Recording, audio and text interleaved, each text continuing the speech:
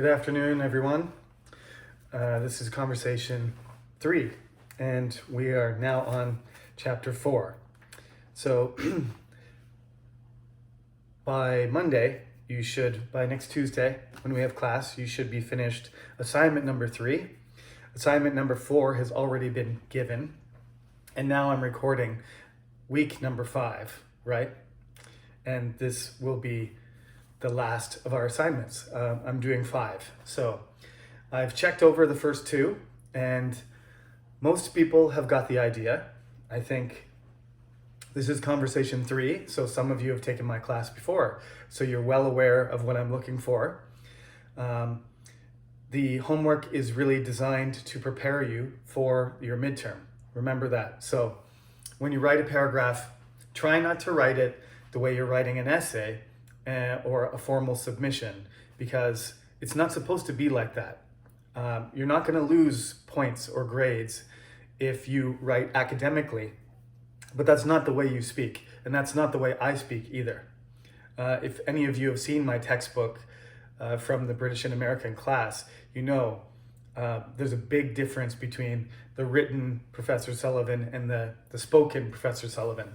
So I am trying to teach you how to speak here, and it is, in a sense, a very different language. If you're studying, you get aware, it's easier to be aware of this in your second language, actually, than in your first, because you can kind of naturally switch back and forth, especially when you're an adult.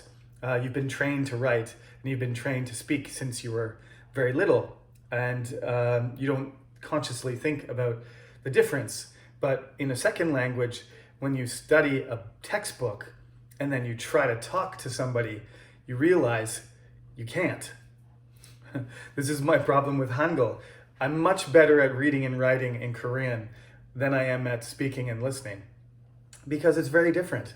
The types of verbs and the level of formality and the vocabulary is not the same. So you have to be aware of this. So you should try and write the way you speak, because it's not meant to be a script. It's not meant for you to read it. It's meant for you to prepare you.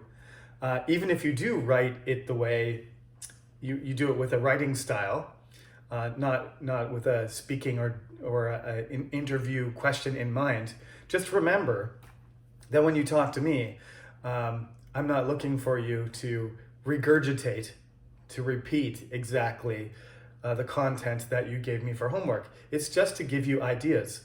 It's just easier for you when I ask you a question to be already familiar with the topic.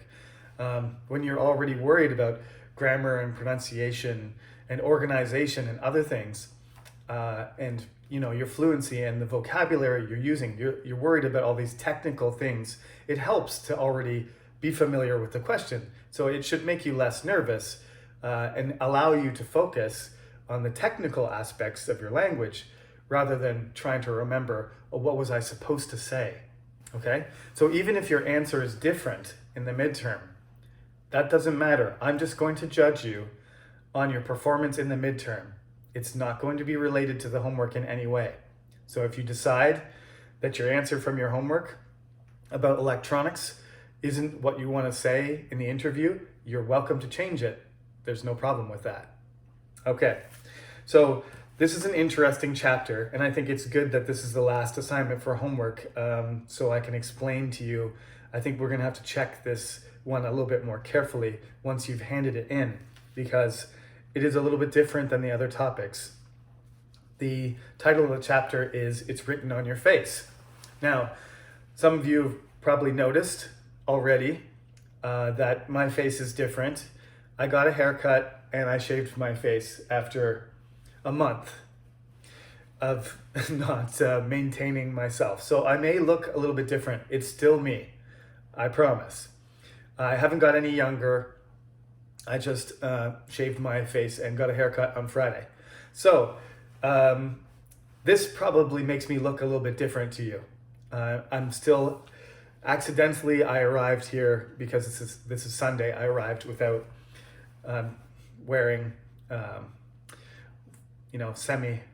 semi-formal or formal clothing. So I'm just wearing a hoodie today. But hopefully those of you who are stuck at home studying can sympathize with me a little bit. When I go outside and I'm going straight to my office, these days there's not very many people here. The exception to that was on Wednesday and Thursday when the weather was beautiful and there were people all over campus. But I'm not used to it, so this is how I'm dressed on the weekend. Anyway, I'm halfway there. I cleaned myself up. I'm neat from here up. So next week, next lecture, I'll dress up properly too. And maybe you won't recognize me from the previous videos. Anyway, this is part of something being written on your face. I mean, when you put on makeup, or you shave a certain way, or you style your hair, or don't style your hair, that gives somebody an impression, right? Before you even express yourself with your facial expressions or use any words, people make a judgment about your appearance. It's something you have to be aware of and you have to be careful of, because you can be very wrong, right? When you look at a person with a long beard wearing a hoodie and a hat on the street, that person might be a professor. So you got to be careful, right?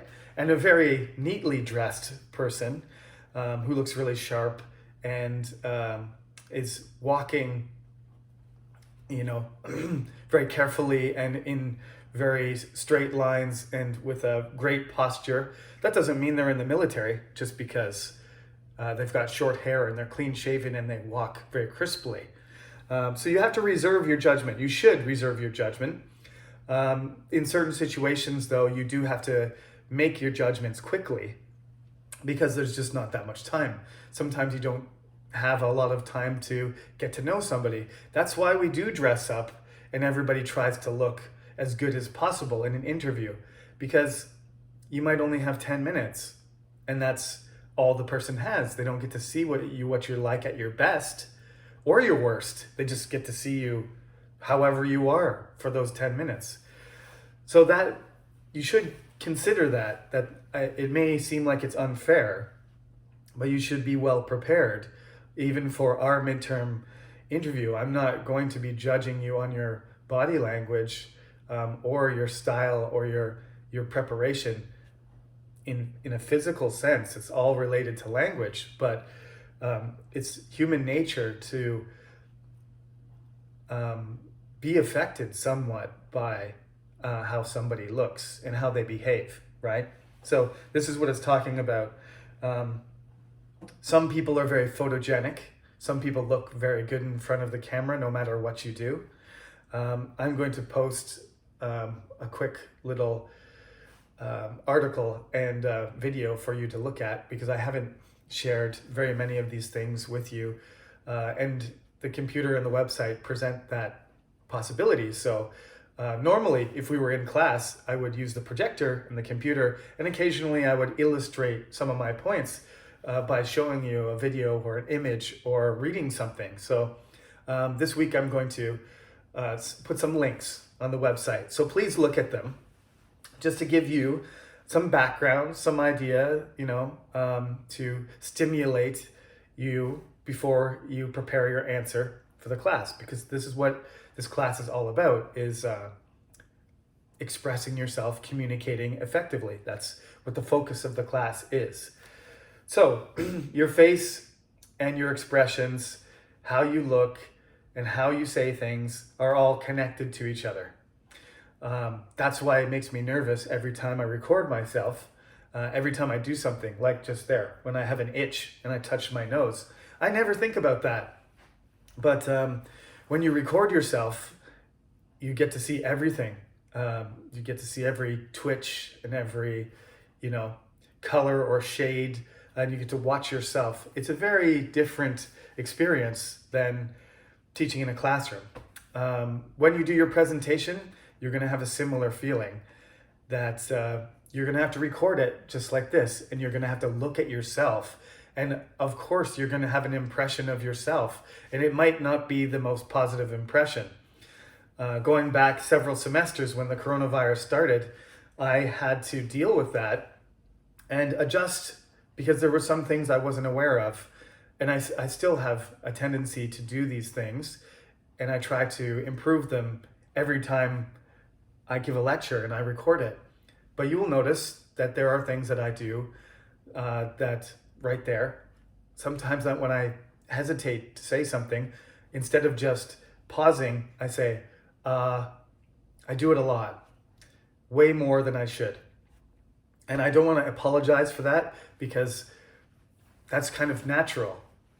But you should improve things that you think will make you more effective as a communicator, make you more effective as a presenter, as a lecturer, something that will help you pass an interview, an English interview when you're looking for a job after university. Again, this is the purpose of this class, is to help you prepare, especially because this is conversation 3 and it's not conversation 1. Some of you are juniors and seniors, and there's a real possibility that this could be your practice for a real interview. So we'll talk about the presentations later, but I would like to talk to you. I would like to see you in person. So before I go any further about this topic, about how you read people, I would like to propose that we have a Zoom lecture, not this week, but the following week. So our class day is Tuesday. I have to look this up. Hold on a second. We'll pretend this is a real lecture and I'm not recording. I'm not going to cut this part out. Let me just check our attendance. Should be in here.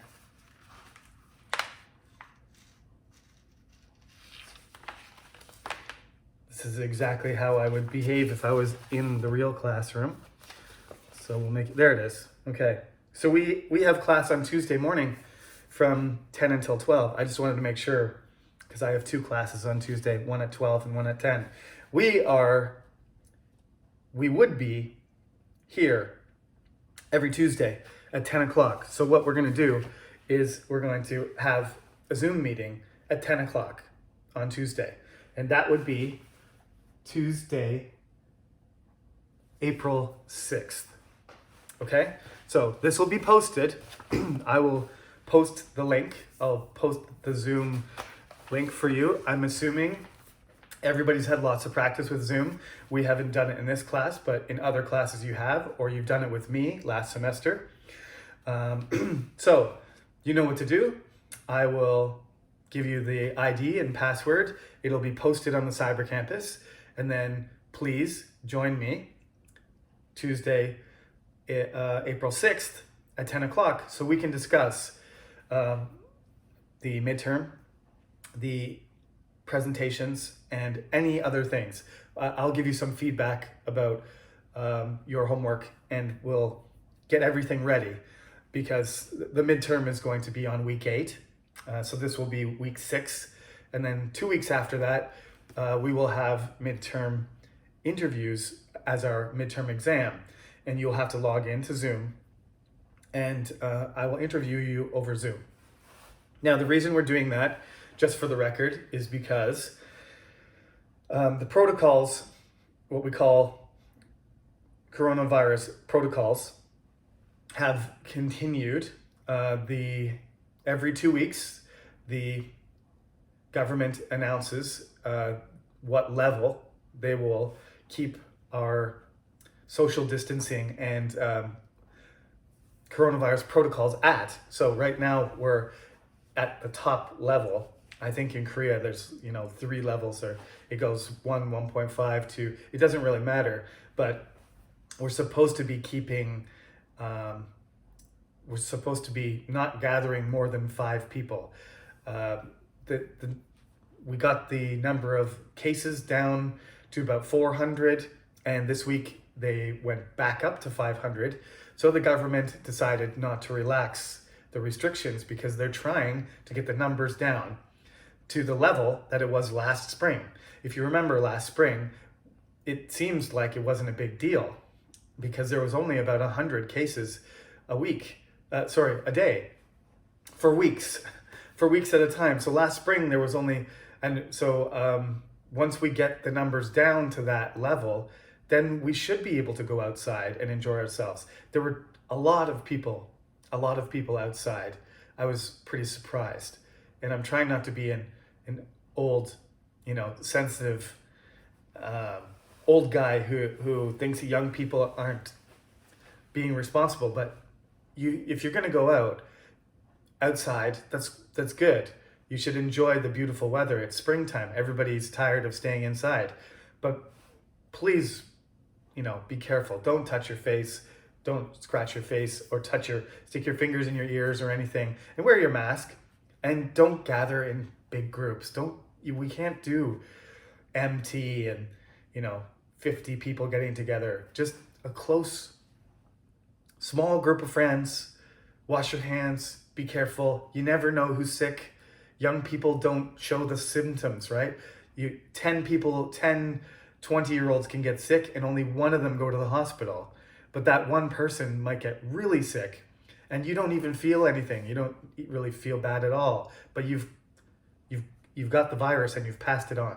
So keep that in mind. I know that's not part of our class, but this is why we're doing Zoom. I would much prefer you to come to my office and sit here and talk to you in person. And hopefully we can do that for the final. I hope if everybody's careful and the weather improves and the vaccines are distributed, hopefully I will get to see you in person. But for now, the midterm's going to be on Zoom, okay? So we'll have that Zoom meeting on April 6th. So that's not this week, it's the following week, okay? So let's move on when we're talking about it's written on your face. We do call this, you can read somebody's face. In English, you can use that collocation, to read someone's face. That's something we say. So you can do a cold read and you can do a hot read, right? Hot reading basically is you've done some background information and you know about the person, you heard about them, maybe even seen them or met them before, and then you get to see them and make a judgment. A cold read is when you've never seen somebody before and they just walk in the door and then you make a judgment, and that's the impression you get, okay? So anyway, we use this expression in poker because in poker it's very important not to let people know what you're thinking when you're playing cards. If they know what you're thinking, like that you're happy because you have really good cards, then they're not going to bet. But if they look at you and your face is impassive and they can't tell that you're nervous or disappointed or excited or confident, if they can't see anything, that's your poker face, right? There's a famous pop song called Poker Face. I'm not going to link that, but if you care to search for it on YouTube, that's you're probably a little bit too young for that, but Lady Gaga, I think. It's Poker Face, right? So a poker face is something somebody would show you when they didn't want you to know what they're thinking. But that's not the normal situation. Everybody usually sort of, in poker we call it a tell. People tell something through their face. So you can see that's what they're talking about here. How can you tell? Everybody here is smiling, right? There's 42 different muscles, apparently. This is something in biopsychology they would be concerned with, studying how the brain is connected to the face and how psychologically you're affected by people's smiles, that kind of thing. It's true. When somebody smiles at you, it usually makes you feel good, unless it's some kind of weird, creepy smile or scary smile, a Joker smile. Those ones are not real smiles. When you see somebody's real smile, a genuine smile, it usually affects you psychologically in a positive way. That's why on page 39 it says a real smile or a fake smile. I just use the word genuine. That's the same thing. It means real. When you're doing these facial expressions, you have all these different muscles and parts of your face that interact, and then they show somebody something about you. you've got all these, just remember, you've got all these things: eyelashes, eyebrows, lips, jaws, chins, dimples.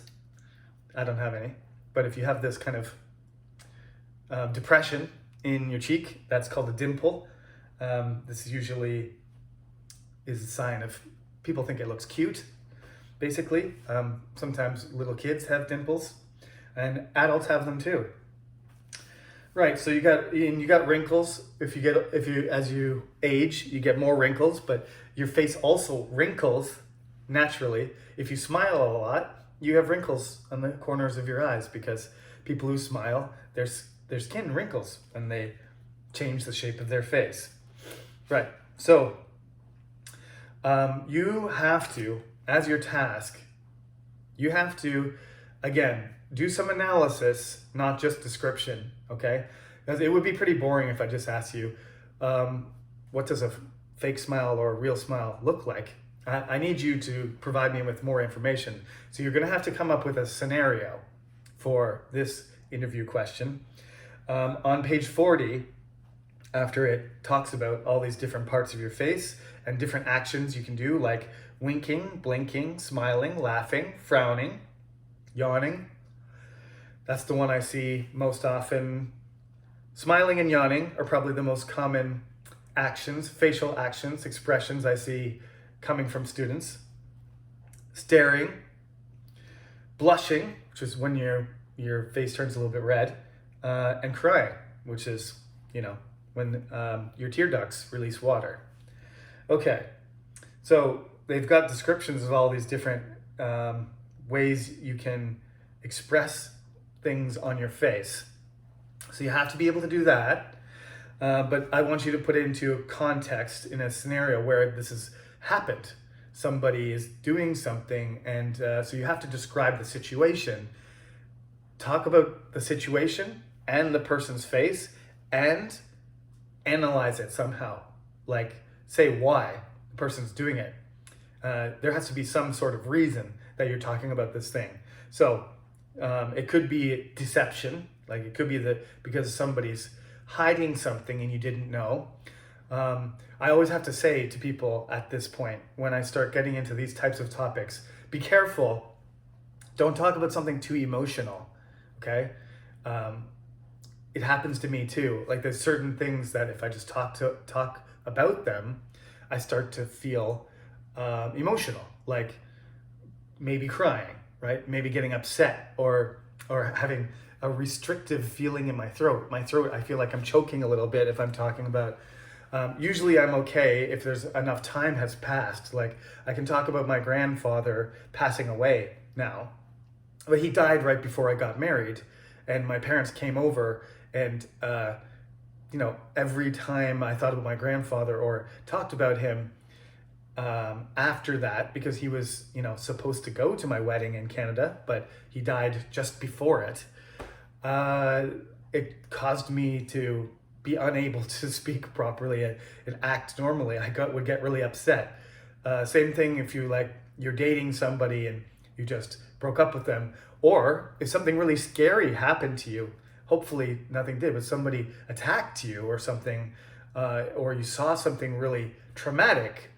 And if it happened recently, or it still causes you some sort of reaction, please don't use that as an example in your interview, because it's going to interfere with how you perform and how I judge you, I evaluate you, and we don't want that. So don't choose anything too intense or emotional. Even though those things are interesting, you have to keep your composure. Otherwise, it's happened before that students have broken down in an interview, and that's not what I want. I don't want anything to interfere with your grade and your score because of how you're feeling, okay? So here are the questions that are related to this topic. How can you tell if someone is trying to How can you tell if someone is trying to hide their true feelings? Okay, so think about, I'm gonna ask you about a situation. Please tell me about a situation where somebody was trying to, you saw somebody express themselves clearly through their face. Now, it can be that you discover that the person wasn't like I said, it could be deceptive. It could be that you thought they were expressing something, but they were hiding something. So it's a false impression, right? They were being really nice, but actually they were very mean, or the other way around. They were in a really bad mood, and the first time you met them and their expression was really angry, but it was just because of the situation. They're actually a very nice person, and just the situation where you saw they were in a very high stress situation and they were super angry. This happens all the time, right? People are not just always calm and always the same or always happy. People behave erratically. Some people more than others. Some people are calm and composed and gentle and friendly and nice almost all the time. But everybody has their ups and downs, right? So you can talk about a situation where somebody is expressing themselves strongly, where they cried, right? And you can talk about this. Is it comfortable or uncomfortable to see people crying in public? Usually people tend to feel, because of social expectations, it's less acceptable for a man to cry. It shouldn't be, but it's less acceptable for a man to cry in public. Men are not supposed to cry at all where I come from, but crying is not a symbol of being a man or a woman. That's a human thing. So we shouldn't think that way. But anyway, these are the kinds of things you should talk about when you analyze the situation. You can talk about whether it's uncomfortable or it's comfortable, as you thought it was a positive thing or a negative thing. Give me your opinion and tell me why. Okay, I want that to be built into the question, into the answer you give for the question. On what occasions might a yawn be embarrassing? On what occasions might smiling or laughing be embarrassing? So this is what you need to do. These questions are very good because I'm asking you to describe a situation where somebody was expressing themselves, and I want you to analyze it. So yawning when you're watching TV at home and it's 11 o'clock at night and it's time for you to think about heading to bed, that's not embarrassing, or it doesn't cause anybody to think that you're being disrespectful. If you're yawning in class, it happens. Could be because the professor is boring. Could be because you drank too much last night, or you stayed up doing homework or studying. Who knows? But if you're yawning in a situation where you're supposed to be being alert, for example, if I yawn when you're doing your midterm interview, that, I think, it's not really embarrassing, it's disrespectful. It means that I'm not paying attention carefully, or I'm not alert, and I'm not going to fairly evaluate you. You're going to think, at least, that I'm not going to fairly evaluate you in your exam. So certain situations, it can send some really bad signals. If you yawn in the middle of your interview and you're trying to get a job, the employer might think, this person is going to be yawning and tired at work all the time, so we don't want to hire this person. So think about that. Think about that, how to describe a scenario and how the expression on somebody's face or on some people's faces contributed to the understanding of the situation. Okay. There's an interview there with a personologist called Sandra Myers, and she just explains how we interpret people by looking at their face. And this is true. I actually participated in some studies, because in my university, if you participate in a study, usually they give you a little bit of cash if you want to be a guinea pig. And if you know what a guinea pig is, a metaphor for going to a laboratory and they do experiments on you. Now, unlike a guinea pig, they're not going to, shock me with an electrode, or, feed me something strange and see what happens if my hair falls out or something like that. They just, for several experiments, they sat me down in front of a computer and they flashed, dozens of faces of different shapes and with different expressions on them, and asked me to respond to them and evaluate how positively or negatively I interpreted the pictures. And then they gathered all that data, and then they determined that certain facial expressions and certain shapes of faces and proportions of features on the faces caused different responses to the audiences, to the subject. That's what a guinea pig is. A human guinea pig is called a subject. Okay, so consider all these things when you're putting together your last homework assignment, and we will have still a video lecture next week, so look out for that. But in addition, we will also be finally getting to talk to each other in real time through the screen on Zoom. So I look forward to that. So good luck with your last couple homework assignments. Remember, you got to wrap up the third one by Tuesday, the fourth one by the following week, and then the fifth one 2 weeks from now. And then that'll be the last homework assignment until after the midterm. Okay? Thank you very much for listening, and have a good day. Be safe.